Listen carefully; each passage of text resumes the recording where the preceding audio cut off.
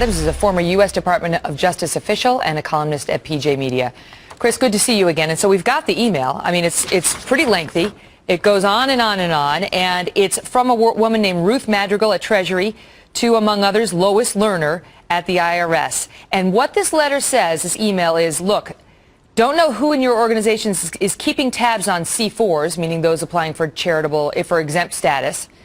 But since we mentioned potentially addressing them off plan, I've got my radar up, and this seemed interesting. And she goes on in this letter to talk about a court ruling that she thinks will be very helpful to them that justifies the IRS really giving it to those who are PACs, who are super PACs, who are openly political. And she thinks this is going to be super helpful in the efforts to go after groups that are applying for tax-exempt status, like the conservative groups who got targeted. Do I have it about right?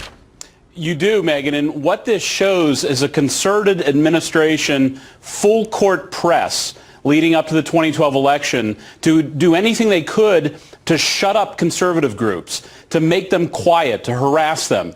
Lois Lerner's at the IRS, but she's dealing with Treasury officials. Treasury officials are now involved in this targeting of conservative organizations. This is a big deal.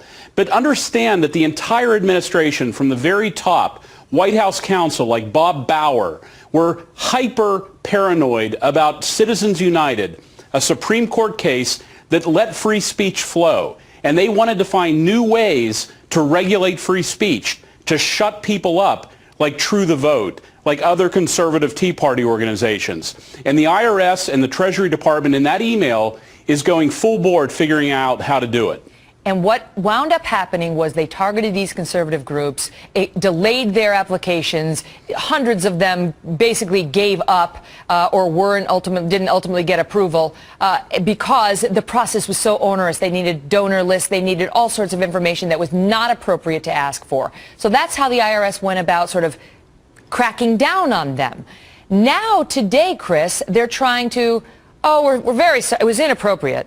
But what we'd like to do is just push through this new rule that's going to stop them from doing any voter registration activity, from backing any candidates, from doing all sorts of stuff that had previously been allowed.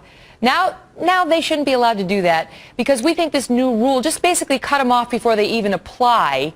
And trust us, we at the IRS, we're going to apply that rule fairly.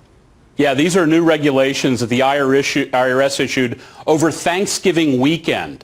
And what the IRS regulations are trying to do is to stifle debate, to regulate speech, to crack down on political opponents like pro-life groups or pro-Constitution groups or groups that oppose the administration on Obamacare.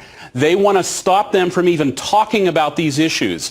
They want to stop a Catholic-related organization from saying that a certain person voted a certain way if they say it within 30 days of the election. This is a way for government to get bigger, for Washington to exert more power, and for free speech to diminish. But they say we are only doing that in response to the scandal over what we were doing before. That's the only reason we have proposed this rule. And then comes this email.